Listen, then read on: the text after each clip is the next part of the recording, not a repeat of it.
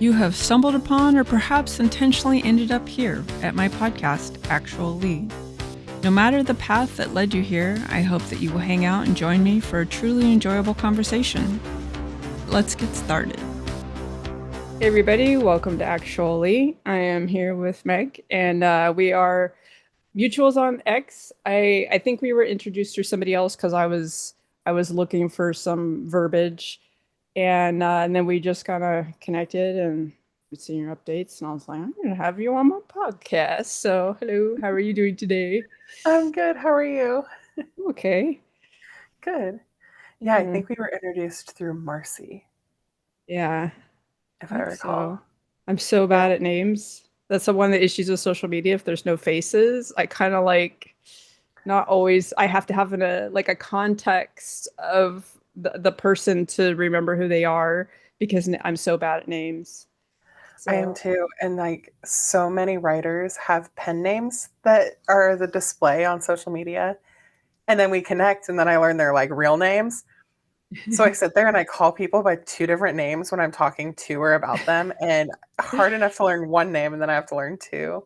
yeah, I just stick with the handles. Like I have friends that they have like online names, and I just call them the online names because that's what I see all the time. It's not that I don't know the other names, but it's just easier for me because I also don't want to accidentally give their private name if there's a reason for it, for the so it's just easier habitually to because sometimes the ADHD will make me make mistakes I didn't mean to make. So speak.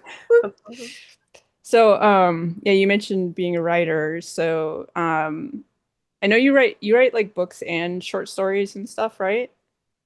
I do mostly books, but I have some that are like 1 hour reads. And those are usually like my erotica books. Those are like lifestyle books or kink books. Usually it's like free use and hot wife is what I tend to write for my 1 hour reads.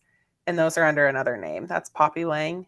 And Okay. then I write romance novels for the most part. That's my primary focus is romance novels. Okay. What do you have like a genre of romance that you focus on? I do contemporary for the most part. Well, not for the most part. I only do contemporary. I do contemporary romance. But I write a lot of like workplace or brother's best friend type romance. Oh, okay. You know, cheesy and real spicy and not about any of my best friend's brothers, but yes, they all asked. That's funny.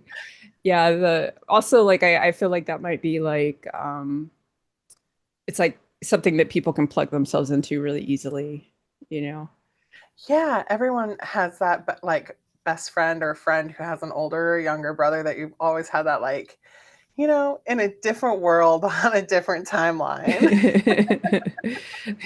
I could say I never had that, but I am not like I'm kind of just wired differently than the average person. So there's just a lot of that stuff. Like when I was pregnant, I got really into romance novels, and I don't even like romance movies or whatever. I get mad and yell at them. So, but I got really, but it was the historical ones, and it wasn't really about the romance. It was about the history part of it, and I just didn't want to read like a dry history book. I wanted to have like the story and have it be described in relation to a story. So I got like really into it, but my ex would go to like Walmart or whatever and look for books in the romance section and then skim through them to make sure there wasn't too much sex because I was like, I don't want to read the sex, I just want the story, and then come home from work with a book for me. And I was like reading a book a day easily. It was just mass consumption. And then as soon as my son was born, I went back to my horror and sci-fi and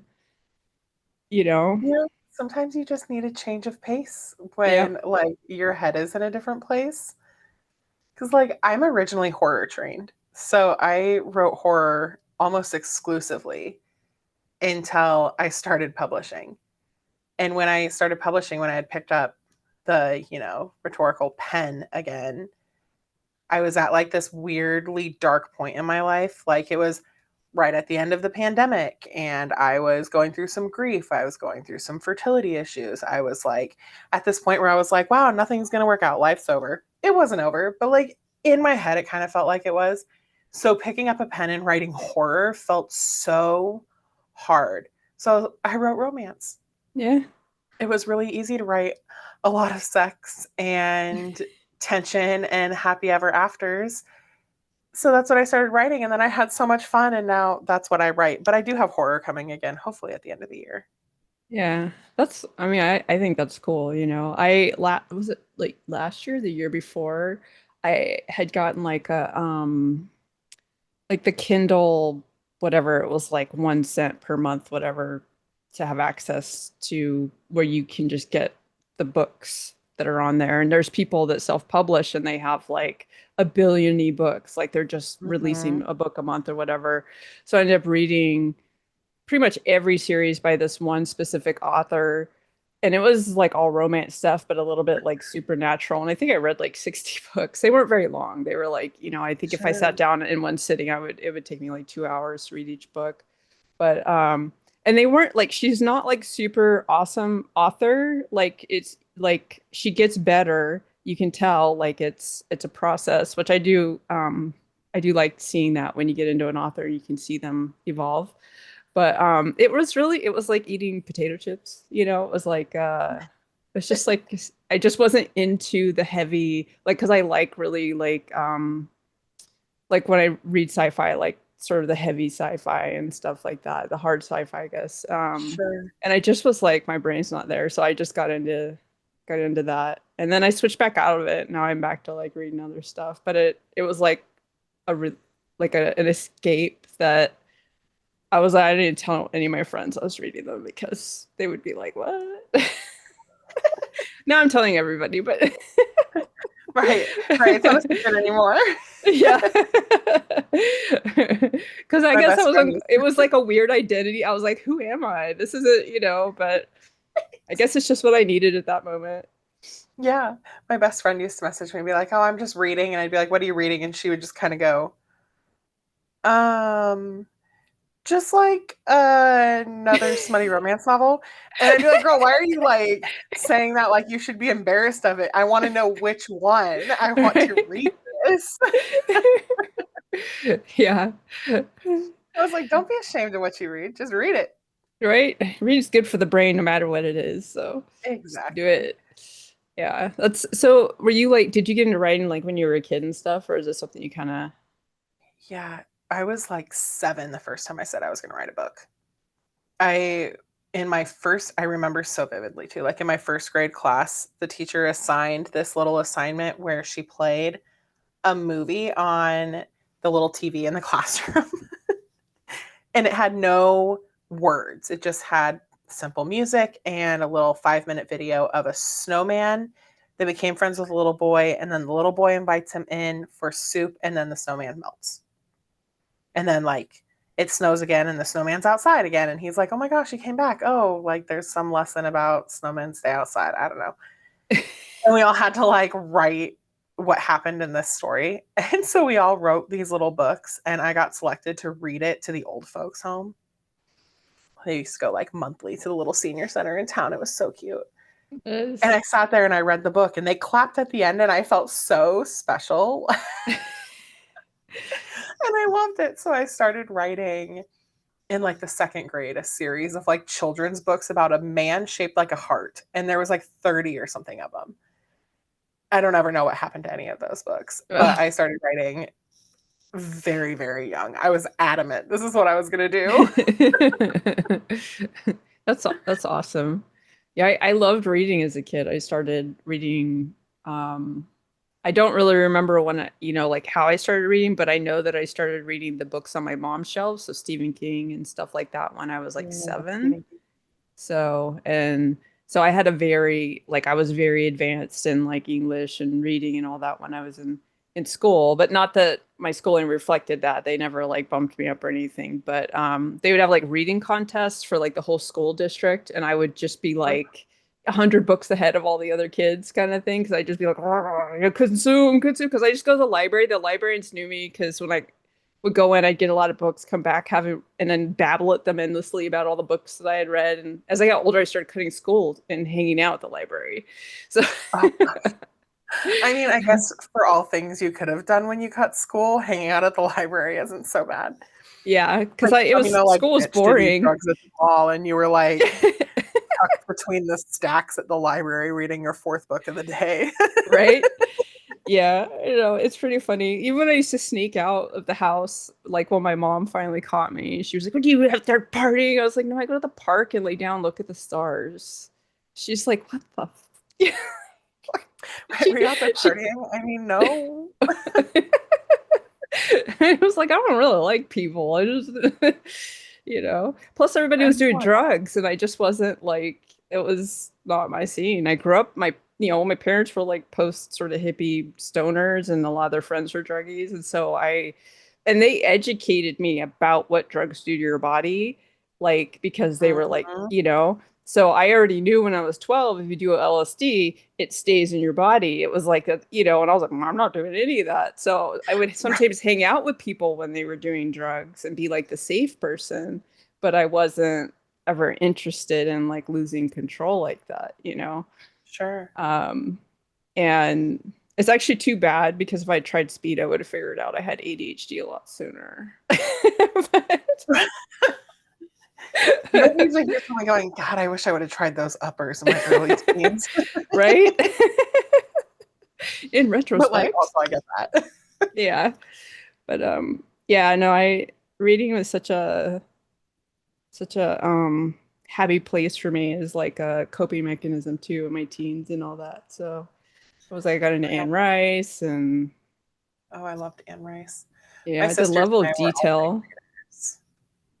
I was just I don't like her like the way like she wrote some of the stuff like in areas based where I'm from. Like I think it's some of the is it the witches books or I can't remember, but it's like where the redwood trees are. That's like I'm from Sonoma County originally, and it was like because that was so accurate, I felt like when she was writing about the other places that I was process also sort of absorbing the vibe, and it made me want to go to those places to see if it felt like how she Mm. described them. And it wasn't just the story, it wasn't just the characters, it was like the worlds and the details that she like wove together that was really what like just sort of I was like, "Argh," like consumed everything she wrote, including her Sleeping Beauty series and all that.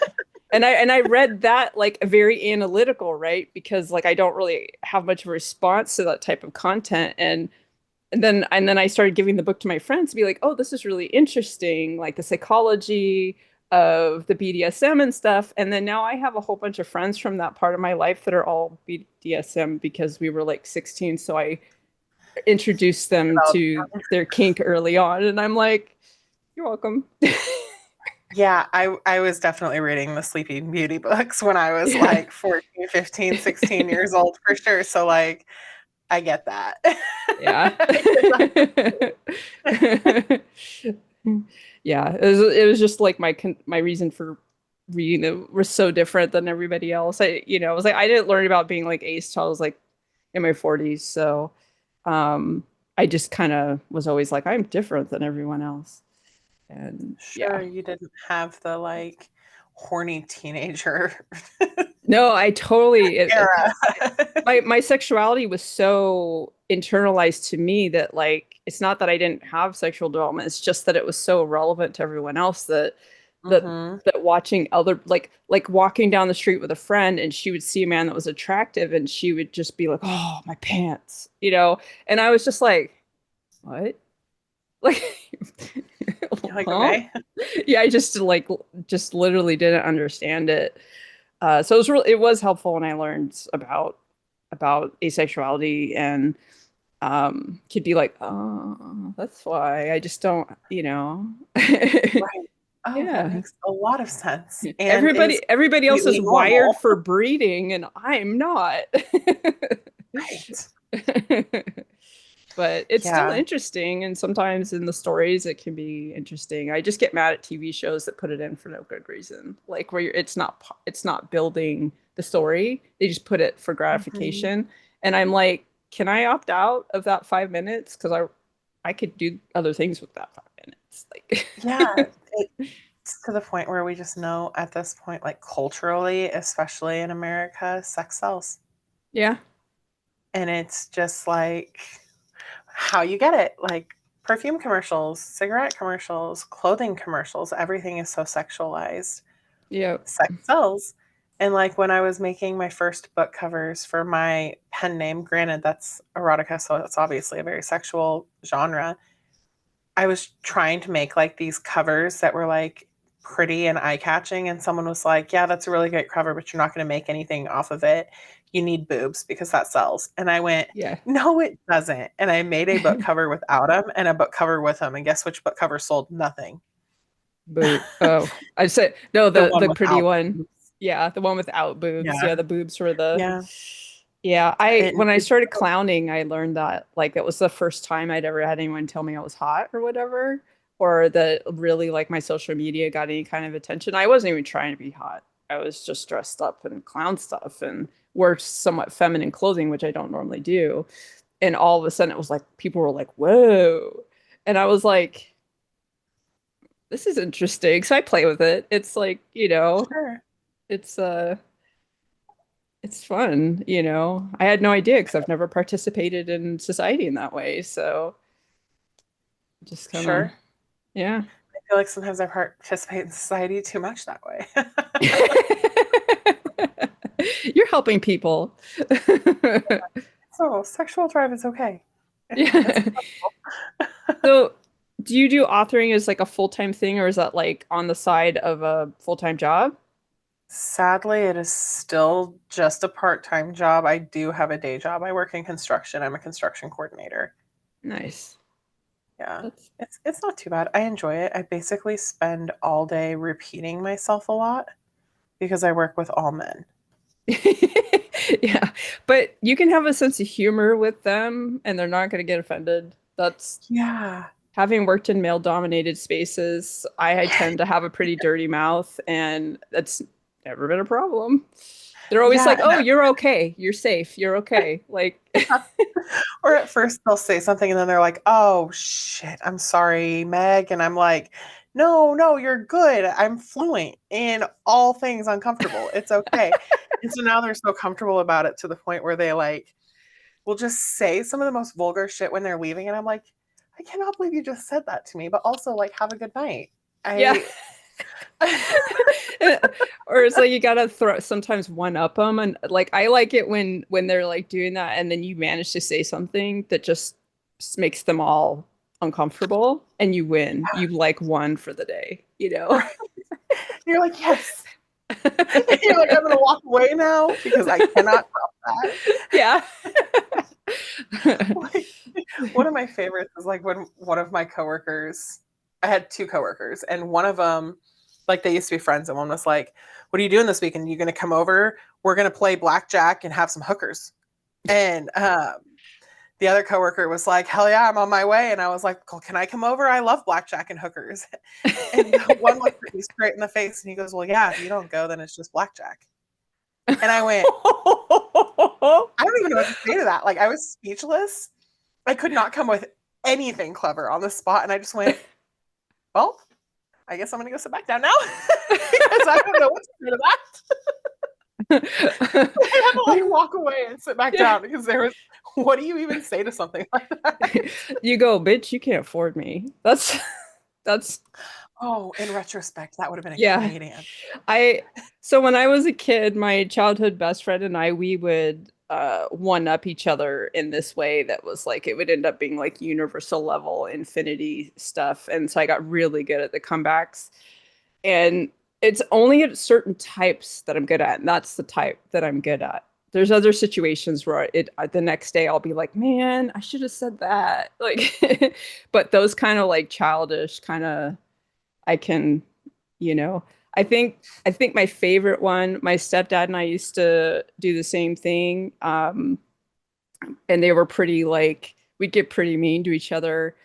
And he says to me, "You are the skid mark on the underwear of society." And I just went, "At least I left my mark." And he was like, I can't play this game with you anymore. Right, he's like, I don't even know what to say to that. I was like, I That's win. hilarious. Yeah. It's I haven't done that in so long. I don't know if I still have the skill, but I mean, I feel like if I practice, it'd probably Oh yeah, it would be there. come back so quick. Surely it's like Yeah. riding a bike, right? Yeah. But like they also say riding a bike is really easy. Like you can always remember how to ride a bike. And I haven't ridden a bike in, I don't know, 18 years, something like that. My husband likes bikes, and every once in a while he'll pull his bikes out. And one time I was like, "Oh, I'll go with you. We'll just like ride up to the school and like ride around their little field and then like come back. We'll just go for a little ride." And we get maybe a block. We get up to the school, and I don't know how it happened, but I lose control and I crash into the brick wall and I fall down. And he turns around and he was like, "How the hell did you end up on the ground? What did you do?" And I was like, riding a bike is not that easy. It is not just a jump back up on that bike situation. No.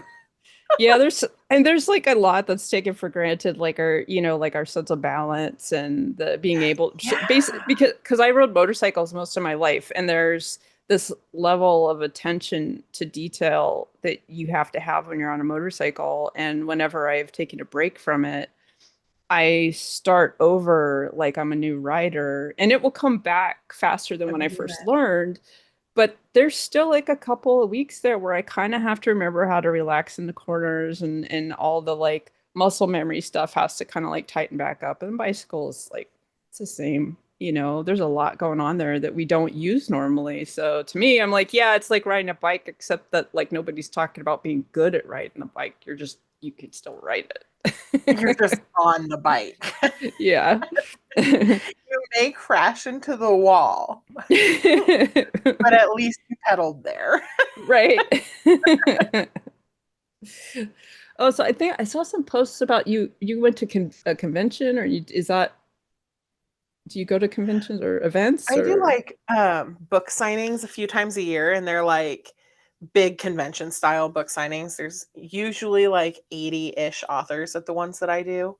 Hmm. Um, and they're so much fun. You set up a table and people come up and they can check out my books. They can meet me. I've met people at so many signings that are either on my ARC team and I've never like met them, or they've read my books and so they like came to that event because they saw I was going to be there. That's happened before, which is like a wild experience. But it's just, yeah, you just go hang out and readers come up and chat with you and you get to meet some cool people, meet some other authors, and they're exhausting, but they're so much fun. Yeah, that sounds like fun. I'm What is going a to another one in ARC like 2 team? weeks. ARC team is advanced reader copy. So like there are people who are getting my books a couple weeks early before the book releases, and they get like a free copy. And basically, I trade them a copy of my book for a good solid review. And it doesn't have to be a good rating review, but like a good solid honest review, not just a thumbs up review, like a Yeah. solid thoughtful review. And I usually send out between 25 and 50 of them a book. Okay. That's cool. That's like yeah. I don't write reviews for things very often, but when I do, it's because I have something to say. But I don't review books almost at all. Like I just mark that I read on Goodreads so that I have the log of what I read. Sure. But I, This tends to be like the people who have like a social media account solely for reviewing books, or who are reviewing books solely for the purpose of being able to get some of those art copies. That's kind of a way to afford a reading habit when you don't want to do like Kindle Unlimited, or you don't want to go to the library or whatever. You can do ARC yeah, reviews. And so like it kind of varies. My ARC team is such a wide variety of people, but it tends to be just people who really love reading romance, and yeah, they get the books a little early and they leave me a review. And sometimes it's a really nice review, and sometimes people say things like, they say if you have good plot, or if you don't have a good plot, make the spice good. And if you can't make the spice good, have a really good plot.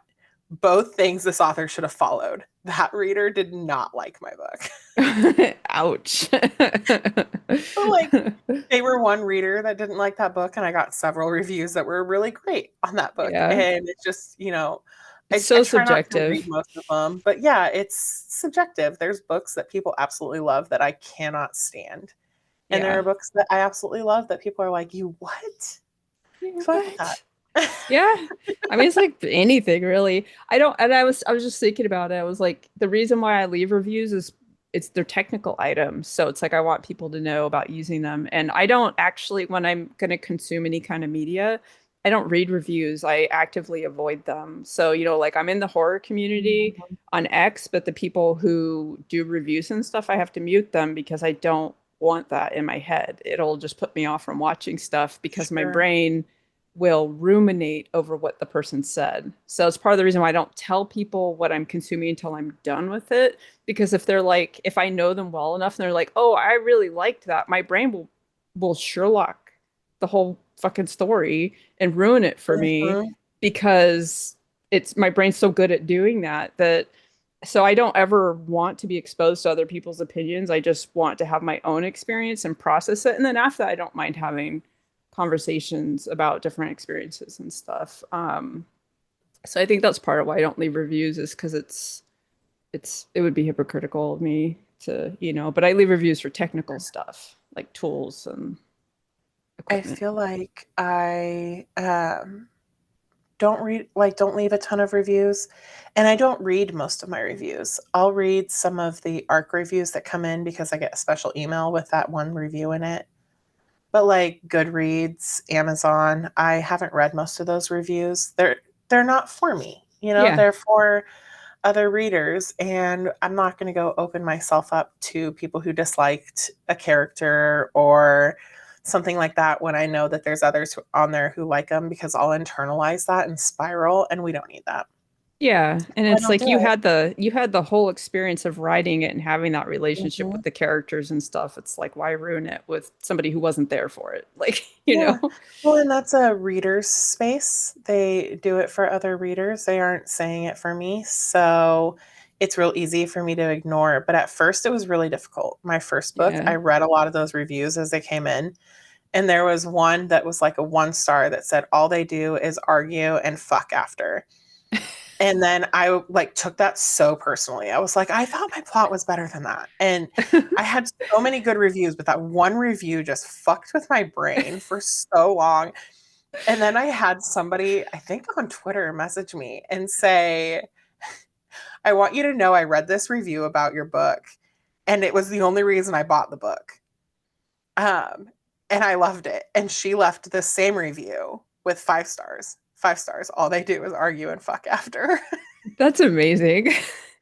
And that's one of my favorite situations ever. And I was like, you know what? That's sufficient. I don't need to read any Yeah. more of my reviews. That covers it. Right. I'm good. That's like the perfect way to highlight the subjectivity of you know how people experience stuff. Yeah, exactly. It's kind of like the dark romance readers. And I think a lot of horror readers are the same way, but I don't think horror uses trigger What warnings is quite the same way. what is dark Uh, romance? Dark romance is a subgenre of romance that has much darker themes than general contemporary romance. Usually it has like dubious consent or consensual non-consent or non-consent if it's somebody who doesn't understand what CNC actually is. Hmm. Uh, Things like that. It has some of those darker things. Sometimes there's things like knife play or girls who ride the barrel of a gun, things like that. So like it tends to be darker and kind of cross some of those lines between horror and romance a little bit. But they tend to have a shopping list of trigger warnings at the very beginning of it that alert you of what's inside these books. And it's sometimes like a contest, I think, for dark romance authors to get the longest, most Yeah. messed up list of triggers they can get, because dark romance readers do read that like a shopping list. Like, ooh, it has all this stuff. I'm so in. This is going to be like so messed up. Yeah. Uh, Huh. and so I do. I think they read them like shopping lists. And sometimes I think they do that with reviews too. They're like, ooh, this review is awful for really great reasons. I'm going to read this book. Yeah. I guess I could see that. Like sometimes with there's an author that I follow on social media that he just talked about a movie and he was like, it's an awful movie. And I was like, the way he said it, he didn't give a lot of detail, so it was a safe comment. But I was like, I want to watch that. That sounds interesting, the way he said it was awful. You know? Which movie? Do you recall? Uh, shit, what's it called? The something strangler or something like that. It's Oh, not the I wouldn't slimy know. strangler. Oh, hold I'm on. I like can. somewhat new to the movie world. Like I never really watched movies growing up because I was always on reading books or writing. So I never really watched TVs or movies, and so it was really rare for me to do that in any way. And I made a friend early last year who's a big movie buff. And so he kind of got me into watching some of them. And then my husband realized, ooh, if I point out tropes or storytelling effects or techniques or whatever about these movies, she'll sit down and watch them with me. So then he started doing it. He got me to watch Fast and the Furious Tokyo Drift because he said, Oh, that's babe, such a it's the fun best movie. found family trope and you're going to love it. And I was like, did you just get me to watch a car movie because you're like, it's found family? He did. It worked. Uh, I like I feel no, I like watch that them a was the lot. best one in the series, but I It's one of my like I favorites too. watch it just for the you can remove all the people and just have the engine sounds and I'm happy. So That's him too. That's him too. We've watched him so many times and I got a Blu-ray player and on Prime Day I picked up a couple Blu-rays for us and they had all 10 Fast and the Furious movies in a set for like $23 or something stupid cheap like that. That's So I crazy. bought them and I gave it to him and I said, this is my promise. I will watch all 10 of them with you before the 11th one comes out because the 11th one is coming out next year. Okay. I was like, I'll watch all 10 of them with you before the 11th one comes out. And we watched them all in like a month. Wow. It That's didn't take us very long. It was like two a weekend. yeah, that's impressive. So the movie is called The Greasy Strangler. The Um, Greasy Strangler. yeah, it's not an American film. I'm way more likely to watch something if it's foreign. There's like some American stuff I enjoy, but mostly like foreign stuff, the way they tell the stories and the way the people look tends to just be, I just prefer that. I Um, love foreign films. I don't watch a lot of movies, partially because I don't really have anyone to watch them with. And I do prefer the longer story format of series. So I tend to watch like series that have like an ongoing story. But there are some, I do have some movies that I really enjoy. I'm supposed to do a movie night with one of my friends one of these days. We've been talking about it for like a year and a half, so I don't know if we'll ever do it, but because there was a movie I really wanted her to watch because we both have GI issues, and I watched the movie when I first started having GI issues, and it just gave me something to daydream about, and I was like, we have to watch this movie together. It's called Bad Milo. I Um, haven't heard of that one. yeah, so it's basically like about a dude that has IBS, and it ends up that it's a demon that when he gets stressed out, it comes out, How funny. and it's That's amazing. amazing. It's like on par with like Gremlins or something, but it's such a good, enjoyable, stupid movie, and I feel like not enough people know about it, you know? Um, I know. I'm going to ask a couple friends if they've ever heard of that before. I'm going to be like, so tell me, what do you know about Bad Milo? And they're either going to be like, what do you know about it? Or they're going to be like, nothing. Do I need to watch it? And I'm going to be like, according to Leigh, yes. yeah. They're going to be like, who the hell is Leigh? And be like, don't worry about it. Just watch it. Yeah. Well, when I remember watching there was like something that came out about What We Do in the Shadows, the movie, before it had been was even in the theaters. And it was when Oh, it was yeah. first released, it was only released in like Australia and the UK, right? And so when it was released in the theaters, I was like, well, I need to find a way to get this when it comes out on DVD, but it wasn't released here. So my friend in Ireland bought it there. I paid him. He sent it to me. I, changed my area thing on my computer, ripped the file, and then the next time I sent him like Christmas presents, I just included the movie, and then I just had the file. So I was, and it was like this movie that nobody had heard of. nobody like had seen or anything. And I just like I don't usually watch movies over and over again, but every time somebody came over, I was, you have to watch this movie. It's the most amazing movie ever, you know? And normally I don't do that, but I was just like, that movie like is like, it just makes me really happy. And Those are the best movies. yeah, and there's a related series, not the American What We Do in the Shadows, but there's a series about the two police officers that's in the original movie. It's like two seasons and it's so dry. Like I watch it and I'm like, how did they not laugh? Like how it's so dry. You're like, I need to like roll around in water for a while. It's amazing. Someone gives me an IV. Yeah, exactly. Just like really dry humor should have an IV warning. Right. Be hydrated. I can't remember the name of that show right now. It's irritating. I'm so bad at names, but it was really good. I think they only did the two seasons, but I don't know, like Australian and New Zealand TV shows are pretty good too. So I guess I haven't watched a whole lot of their TV shows, but I do see some of their movies. And I feel like they're pretty good. I feel like I just watched The Ugly Stepsister. I haven't I'm seen pretty that sure one. that was New England, or not New England, New Zealand. Um, it's like a Cinderella retelling that tells mostly from the perspective of one of the ugly stepsisters. And it's more accurate to like the original Grimm fairy tale. Okay. I don't know if you're like familiar with the original Grimm fairy Yeah. tale, I but read like, them to my son because I'm a good parent. yeah, they're like gruesome, but like Yeah. this, I felt like was super accurate to Grimm's Cinderella, and I loved that. But it is, I think it's from New Zealand. New Zealand.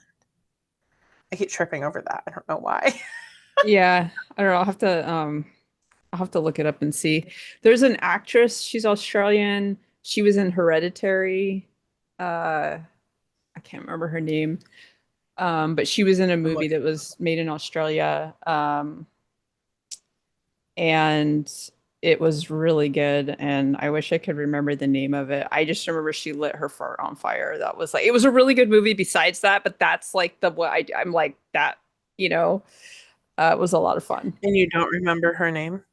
Yeah, she was like the main person in Hereditary.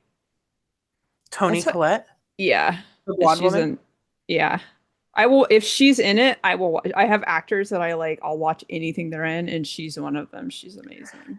I I do like her a lot. She's in a lot of good ones. I just saw her in Mickey 17 not that long ago. I haven't seen that one yet. It I was saw like a ad for it. Was it I good? enjoyed it. I thought it was pretty good. Oh, that's why I recognize her. She's in Mafia Mama, which I loved. Oh, the movie that I'm thinking of is called Mental. It's like 2012. And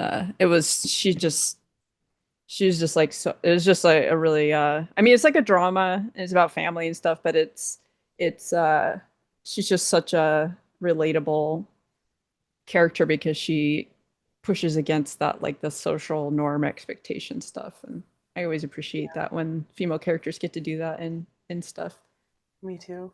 I wrote all three of those down. I just keep writing down all of these. And I'm going to add them all to my watch list after. Nice. It's like eventually they'll get watched during this little film journey I'm on, you know. I should do something like that. I feel like I am running out of TV shows because I have to wait for Netflix to add stuff. And I don't, I tend to have stuff on the background when I'm crafting. I'm not real good at like watching unless it's like a really, really Mm-hmm. good show. It has to be like, for me to be like, oh, I'm going to watch this. So most things are just on the background.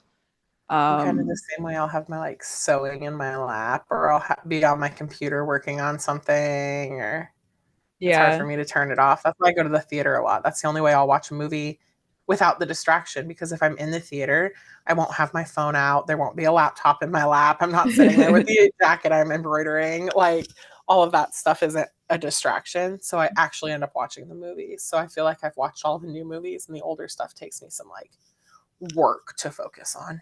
Right. The I can't do theaters if there's other people because they distract me. The Mm, food smells, the crinkling, the whispering, them turning on their phone. I can't like, and then at the end of the movie, I'm so like sensory overloaded that I'm just irritable for like an hour until I can decompress. So the only time I'll go to a theater is if it's either kind of like the Alamo theaters where you have like your own table and everybody's eating and it's just part of the experience. And it's usually like I prefer the special events. Like I went one time and they had Spaceballs on and it was a quote along. And so it did you see was, that there's gonna be a second one? yeah. I just saw the thing the other day. I was like, oh, that'll be interesting. It made me laugh because he said we asked everyone what movie they wanted, but we're giving you this one instead, and Yeah. it's hilarious. And I love like the breakdown, like as it's going by of like there were this many movies, there were this many, like but in 38 years. Right. So There's only been yeah. one. Yeah. So hopefully, I mean, there's so much, I don't know, I can't even guess like what they're gonna do with it. It'll be Oh, I'm neat to sure it'll be see. hilarious. Yeah. It was, I think the when we did the quote along, the one of the cool things is we went, I was with my son and my friend, her son, and he's autistic and he hadn't quite gotten humor yet. And Mm. or the wordplay, and they did the combing the desert, and Yeah. he got it, and he spent like the next half an hour like reiterating and laughing the joke because it clicked for him. It was so cute and funny. That's adorable. And what a Yeah, great moment for him to have that realization too, for it to like click in that kind of scenario is so fun. yeah. It's just like it just like locked in my memory. I was like, that was awesome. I don't think I've ever gone to one of the quote alongs or sing alongs or anything like that. Generally, I do okay in theaters. If someone's like really loud, it's hard for me not to say something or like give them like the Yeah, look. I'm Like, yeah. so like it's hard for me to do that. But I've gotten for the most part pretty lucky in movie theaters with audiences. But sometimes I always get the what we call the yappers. So I'll have like the person next to me who just has to comment on every little thing, and you're like, now is not the place to do that. Yeah, do that when you get home. Mental notes. The whispering gets Right. me too because of the misphonia, and I don't know why, but whispering triggers my misphonia really bad. So people are trying Hmm. to do the right thing, but I hear and I'm like, and I can't. I mean, it's the misphonia is not their fault. So but I'm like, oh, but I've even been at concerts where I've asked people to calm the fuck down. They're like standing right behind me, screaming the lyrics, and I can't hear the band. And I'm just like, can you just the volume? Like, I'm not asking you to stop. I just, please, I got it just, whoa, it was a lot. It's a lot. Yeah. I'm like, I want Yeah. to enjoy it too. So let's find a compromise, please. And sometimes it works out, sometimes it It doesn't. definitely depends on the person because I Yeah. have been to enough concerts in my lifetime to know that you can get some really great people next to you, and then you once in a while just get that dickhead. Yep. Yep. I And went to a dickhead is concert. definitely gender neutral in that situation because I feel Oh like I've yeah. seen worse women at concerts than men, but like Yeah. Once they're the drunk, dickhead it's equal opportunity dickhead too. Like, hacks. yeah. Yeah, there was like one. I usually stay kind of in the back and up high or whatever, just kind of where there's less people because I know that I'm not going to enjoy being crowded. But I was at one concert that it was open enough that I could be closer to the front. And there was this guy that was sort of taller than everyone, and he was real drunk. And I suspect on other things just based on how kind of over the top he was. And he kept putting his Sure. hands up, and he would hit the woman next to him with his elbow pretty hard. And the first time she was kind of, and she didn't say anything. And I was like, okay. And then he did it again, and she looked like she was gonna cry. And I was like, hey, you need to stop, you know? Mm-hmm. And he's like, okay, sorry. And then just like 2 minutes later starts doing it again. So I just kidney punched him, right? I just like Good because I for was you. behind him and I was just like, and so he just like crumpled, you know, and somebody Well, yeah, grabbed 'cause him and that's dragged him to the painful. back, you know? So Good. That's not the kind of person that should be at the front. Like, I feel exactly. like there was one concert I went to with my best friend, and it was just her and I. We were maybe 22, 23 years old. It's been, a decade since we went. And it was at like this little downtown area where like the bars all surround this courtyard. And the concert itself was in a courtyard. And it was an electronic concert. We used to love the rave scene. And we ended up sitting like or standing kind of like front center. And there was one guy who was really upset that we wouldn't move and let him stand between us. So he put his hand on the bar between us. And we're like, we're obviously together. Like, can you just go somewhere else? And he was so adamant against it that he grabbed onto those bars. And finally, we got his hand to move. And he ended up like slamming me across the face with his fist. And security saw it and hauled him out of there so fast. He was like, did you just hit you? And I was like, yeah. He's like, you're gone. Like, you Yeah, are gone. But he was like, they're not sharing the space. And we're like, what did you want us to do? There's literally nowhere to go. right. That's But like like some people just do not do well with crowds. And if you're gonna be in a crowd, you kind of have to be amicable. right, right. Or you got to own your shit so that you're not externalizing onto other people, which is, That. because that's more me. I'm not, I'm not happy in the crowd, but I don't take it out on other people that I'm not happy. Right. You know I how to handle yourself. yeah. It's just I wild. just I have minimal tolerance for like people not respecting boundaries. And I used to go to like clubs. Like I used to go to industrial clubs and they're pretty mellow. The consent's really important there because they overlap with the BDSM community and stuff. And so you Mhm. don't you don't see a lot of meat markety bullshit there. But I had a friend who's Ukrainian and I would go to clubs with her and she'd go to the more European clubs and is very much more meat markety and you get these guys who got weird vibe stuff. And I don't really get approached by men when I'm in public. I was even wearing a dress. I just don't. My dad said it's because of the way that I look at people. He said I'm scary. He said it's like I look so smart that it looks like I'm looking into you and then through you, you know? And Sure. I'm not doing that, but if that's what he says, okay.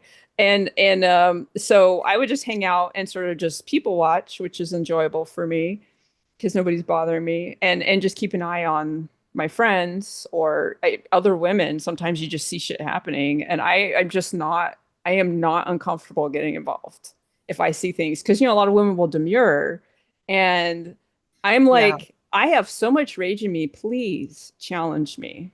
Like, You're like, I've been looking for someone to take this out on. Go. I stopped hitting people when I was 17 and I haven't stopped wanting to. So,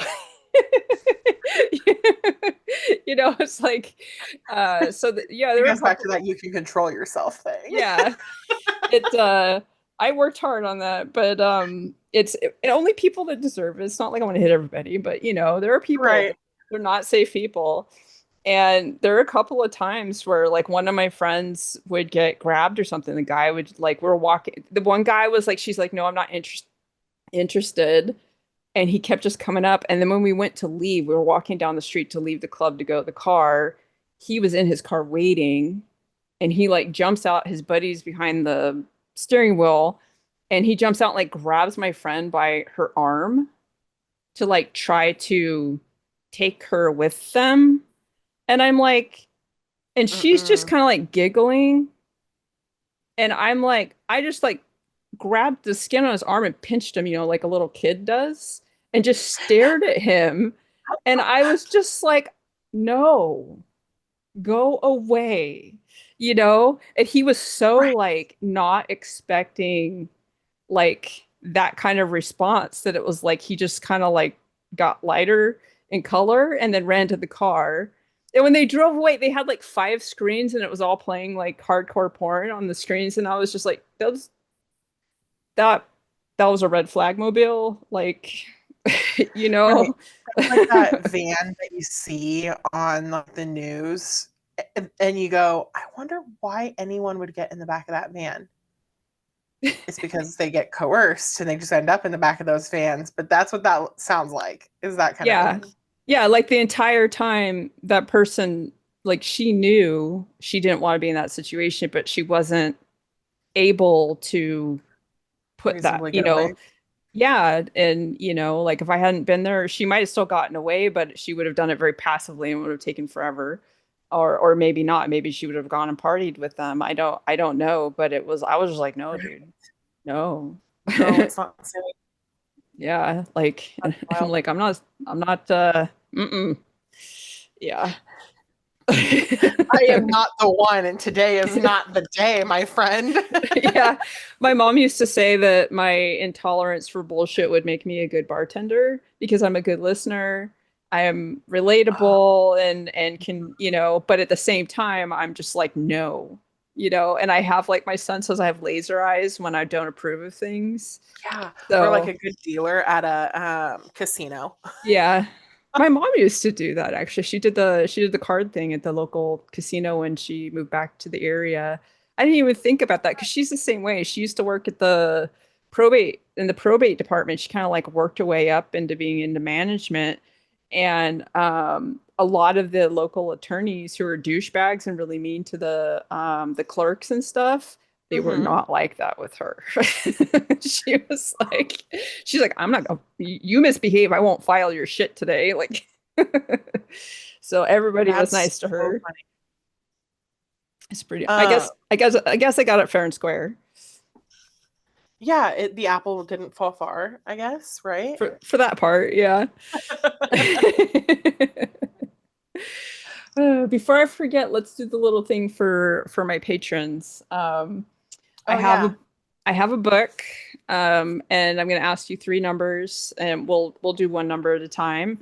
And Okay. they're would you rather questions, and they're kind of Oh man. all over the place. Okay. And then I have another one that yeah. So I need a number between 1 and 3,001. Let's do A few moments later. someone comments on it, and if they do, you're like, you know what? You passed the test. Yeah, you're on the inside now, buddy. Right. Welcome. That'll be so fun. Yeah, so I'm totally gonna do that. It'll make the editing process more fun and stuff. Definitely. Yeah. That's so entertaining. So I'm gonna have to check out some of your books. I mostly rely on the library to get books, which is kind of irritating because my local libraries don't have much. But Yeah. And it's mine aren't in a library because they don't take anyone that's Amazon exclusive. And right now, I make most of my money from Kindle Unlimited, and Kindle Unlimited does not allow me to go wide with my books to other places. So currently, I am only on Amazon, but I'm considering changing that. I make too much money off of the Kindle Unlimited to give that up. It's currently what's paying my ability to yeah. publish. Yeah. I'm glad to know that you make money doing it. When I was using Kindle Unlimited, I actually felt bad because I was worried that that people weren't getting any money from it, you know? Authors get paid by the page.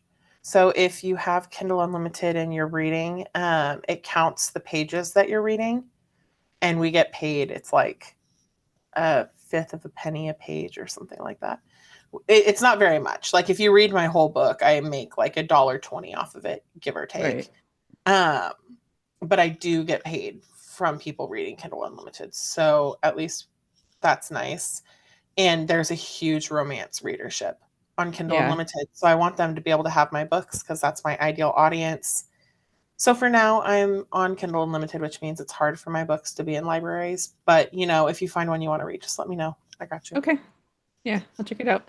Yeah, I had someone on last week that I recorded with, and he wrote a book about playing spoons as a musical instrument, and Oh, then self-published on Amazon. And like he's sending me a copy so I can play with it. I actually learned how to play spoons when I was a kid, so I'm really interested to see like how his technique might differ and any ideas for being better at sure. it. So such a How fun. random thing. I have a coworker who found out that I write. So I published my first book several years ago, and so this new several years ago, 3 years ago, 3 years ago today. Oh, that's cute. Um, so the coworker was like, "Oh, you're an author. I'm an author. I have books published." And I said, "Oh, you do?"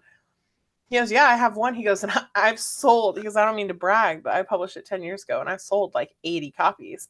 And I was like, "That's really cute." And I go, "I published my first book like 3 years ago, and I've sold like 23,000 copies, but that's okay. We're not like comparing."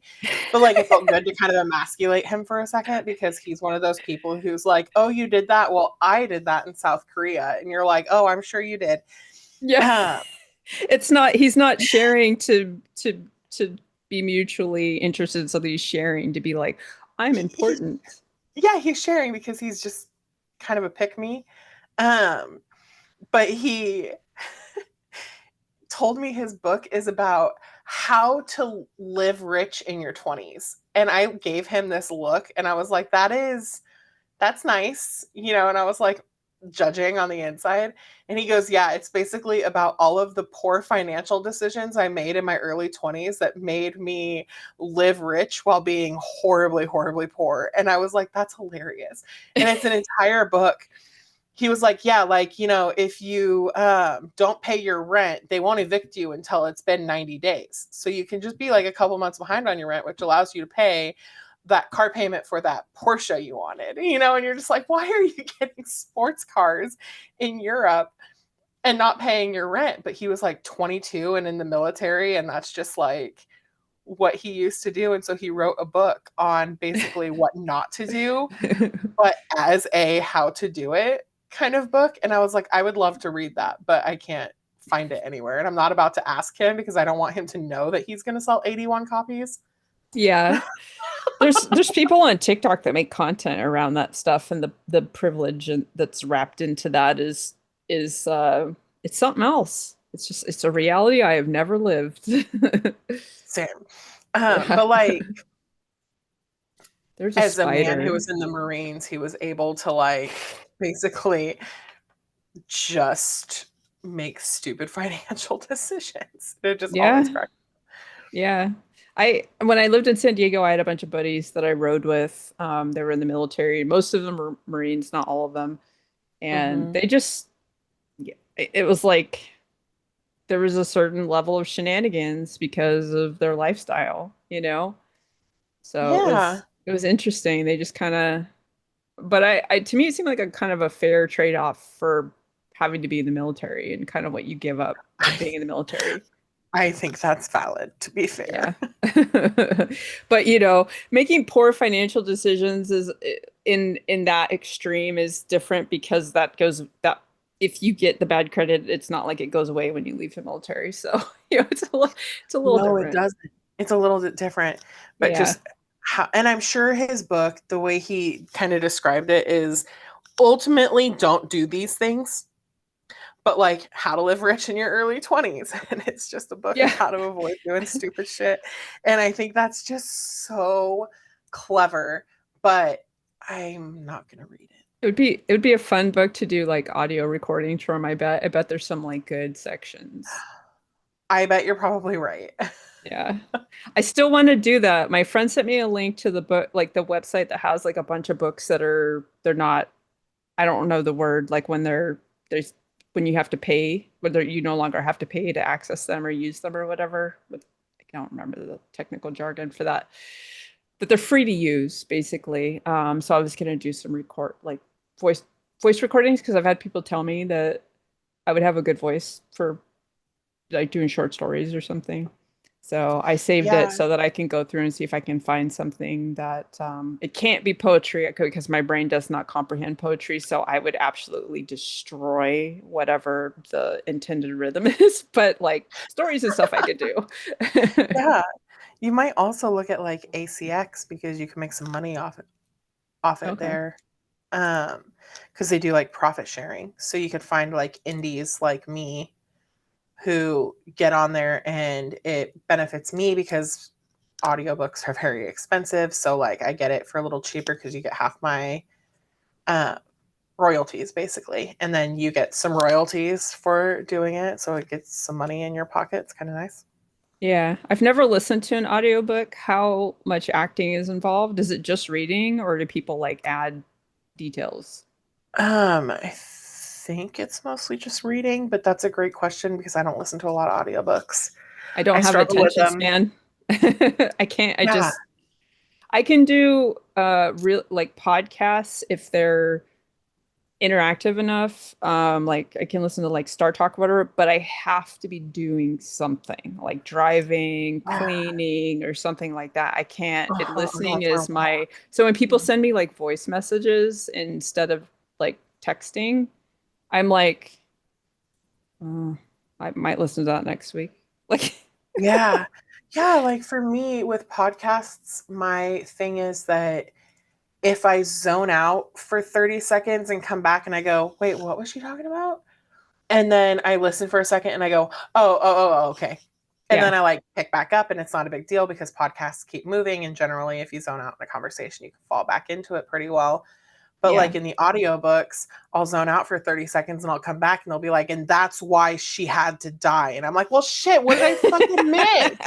Yeah, it's just Then I like have when to you're rewind reading. it.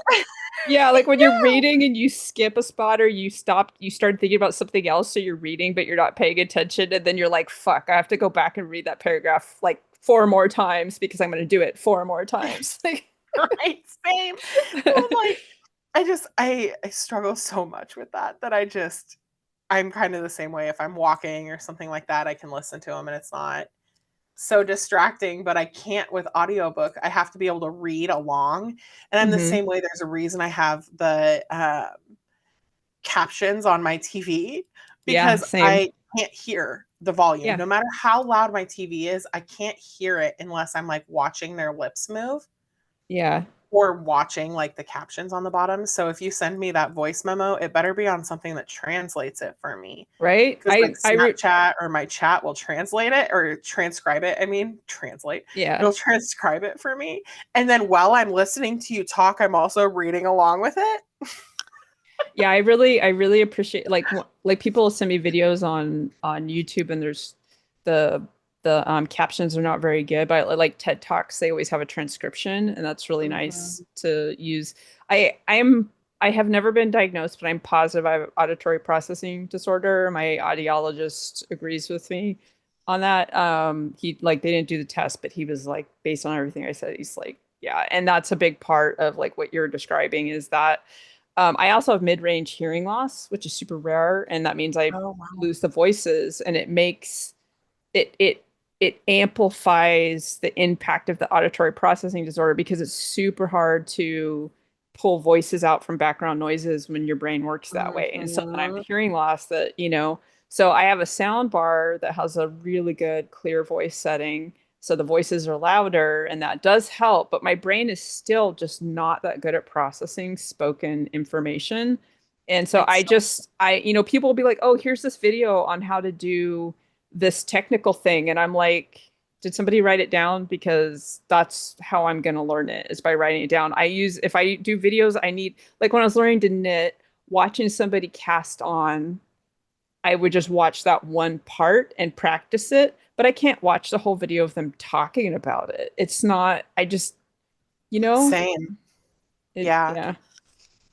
I I read, almost would rather you sit there next to me and like show me that's, once and then I'll yeah, watch the video and do it yeah. with them and it like works better. But I struggle. People are like, you can learn how to do anything. There's YouTube. And I go, bro, my head doesn't work that way. Same. Yeah, I very much prefer in-person hands-on learning, and then I can have Uh-huh. reference things to remind me when the muscle memory hasn't like clicked in, or sometimes I like just forget stuff or like mix it up after the fact, and so it's good to have the reference. But yeah, it's I definitely definitely need that. I like the medical network that I'm in. They ask you your learning style, and then they when they're going to give you educational stuff, they give you it in the style that you said you prefer. Um, That's so nice. yeah, because it's I was like, if you send me videos, I'm not going to watch them. And they're like, okay. Right. Just point blank. I won't. Yeah. I did discover because I got a treadmill last year because I'm not comfortable going for walks by myself, and all my friends Mm, that I could go walking with live over the bridge, which is a bridge toll, and that's expensive. So I got a treadmill so I can like walk in the house and feel safe. And I discovered that I can just read books while I'm walking, and it's like literally like oh a yeah. win-win. And I was like, I just know it never, because I used to watch when I used to go to the gym all the time. I used to just go when The Simpsons were on and watch The Simpsons. But um, yeah, so I'm like, cool. So I get, when I'm walking regularly, I get a lot of reading done. And then what happens is I get into the book, and then I find that I start like reading before bed, and I start reading more because it's so my brain gets better at it, and I stop getting lost so much, you know? Yeah, exactly. My mom does that when she's on the elliptical.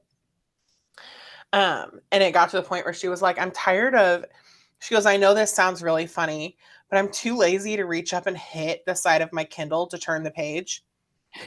And so she got, as she's exercising, I'm like, that's horribly ironic, mom.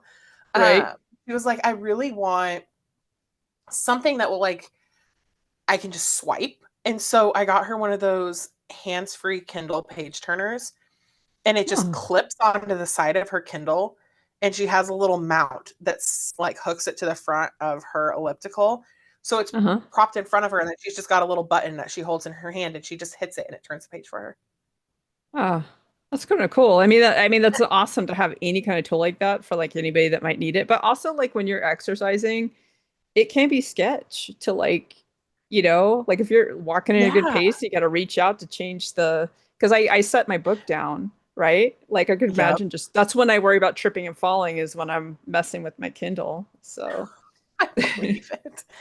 Yeah, well, and she's on elliptical, so her feet aren't coming off of the thing ever. So she doesn't have to worry so much about falling down.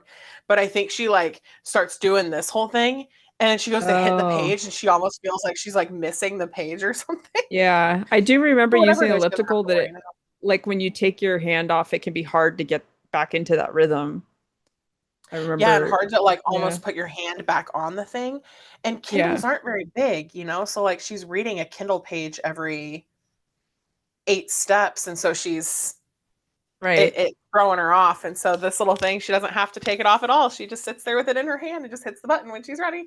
That's pretty awesome. I like it. Yeah, I also have the issue sometimes my Kindle will like I'll tap it and it goes the wrong direction even though I'm tapping on the right Mhm. side and it's all I'm gonna go that way and I'm like, why? Why you do You're that? like, no, I just read that. I'll like open it and it's like 2 pages before where I closed it and I'm like, so you're doing the Hulu thing where you're giving me like a recap? Like thanks, Kindle. Stretch. Something else I was gonna ask you out, but I can't remember. That's all right. I'll remember at some point and I'll just message you. Oh No, yeah, they don't all need absolutely. to know. I just, I'll promise not to answer in a voice message. I appreciate that. I have one person that they can voice message me, and it's because he had a traumatic brain injury, and it's just easier for him. And I absolutely will always accommodate people. But I do not understand going to voice messages if you hate phone calls. It it like like it there's something contradictory there for me, It and I'm feels the same to me. like when I text, I either swipe or I do voice to text. So Oh, yeah. I'm technically like using my voice. It's easier for me so that I don't hurt my hands, but everybody else is still getting the text. So yeah.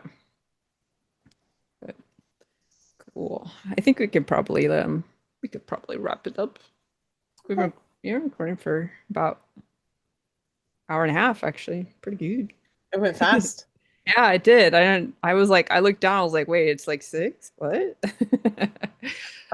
You said 6, and I was like, it's like 8 o'clock. Yeah. We'll argue over our time zones.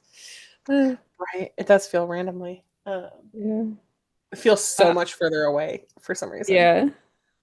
So I will put you will send me your links. You will send me your links, and I will put them in the description of the episode wherever I put it, and I will be posting like clips and stuff. And so whatever you want people to see and promote, just give me that information and I will include all of it so that you guys will check it. You will check it out. And yeah. And I will let you know my posting schedule when I get there. I'm collecting episodes. I'm gonna have 4 by the end of this week, and then I'm gonna start editing. I want to have like multiple weeks ready to go so that once I start posting, I just stay on schedule. And that's nice because then you're always a little bit ahead. So if like if I'm not feeling well or I can't find anybody or whatever, travel or something. Yeah. So I try to be consistent, especially since I've been on hiatus for so long. It's been like, I think I went on hiatus in January when I had surgery. I had a few episodes scheduled, but I wasn't recording anymore. So it's been like basically like 6 months. So I'm just now getting up and running again, and which I'm excited. Yeah, that's exciting. Thank you for having me. I'm excited to be part of the up and running. Yeah, I'm really like when I pick people, it's like I'll just see something and be like, oh, I should ask that person because I want to talk to everybody. There isn't like I'm not like, oh, I want to talk to this person or that person. No, I want to talk to everybody. It's just like I think everybody's interesting and everybody like pretty much almost every person is doing something, right? And I love hearing about that. So it's like you posted something and I was like, oh shit, I should ask Meg if she wants to be on my podcast. It'll be awesome. Yeah, so I'm really, I'm really glad that you said yes. And I like to check in again in like a year or so. So I'll probably hit you up again and we'll see where you're at with your books and all that stuff. And thanks again. Thank you everybody for hanging out with us and listening. And definitely go check out some books. You got options. Yeah. If you like the spice, I got you. Yeah. Spice is good. Thank you for hanging out and listening. A huge thank you to my patrons. I could not do this without you. Want to support my creative chaos and get access to exclusive content? Check out my Patreon. Have questions and are interested in joining me for a conversation? Email me.